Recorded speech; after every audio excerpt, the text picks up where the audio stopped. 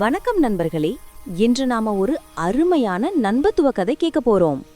சிங்கமும் நரியும் சேர்ந்து எப்படி ஒரு மானை காப்பாத்துனாங்கன்னு தெரியுமா? வாங்க கதைக்குள் போகலாம். ஒரு காட்டுல ஒரு சிங்கமும் ஒரு நரியும் ரொம்ப நல்ல நண்பர்களா இருந்தாங்க. ஒரு நாள் 2 பேரும் சேர்ந்து இன்று என்ன சாப்பாடு கிடைக்குமோன்னு உணவு தேடி அலையுறாங்க. அப்படி போக போக முன்னாடி ஒரு பெரிய வலைக்குள் சிக்கி துடிப்புற மான் ஒருத்திய பாட்டாங்க.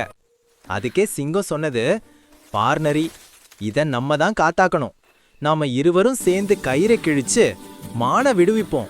பின்னாடி கிடைக்கிற சாப்பாட்டை நம்மே பகிர்ந்து சாப்பிடலாமே.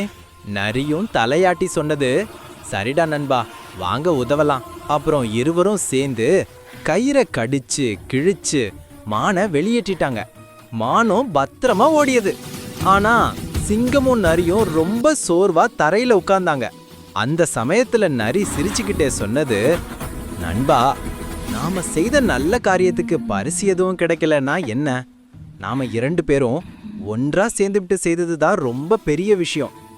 சிங்கமும் சிரிச்சு சொன்னது, ஹாண்டா, உண்மையிலேயே நம் நண்பத்துவம் தான் பெரிய பரிசு.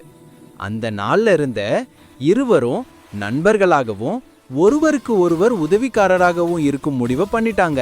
கதை பிடிச்சிருந்தால் லைக் பண்ணுங்க. இன்னும் அழகான தமிழ் கதைகளுக்கு சப்ஸ்கிரைப் செய்ய மறக்காதீங்க. பாய் குழந்தைகளே.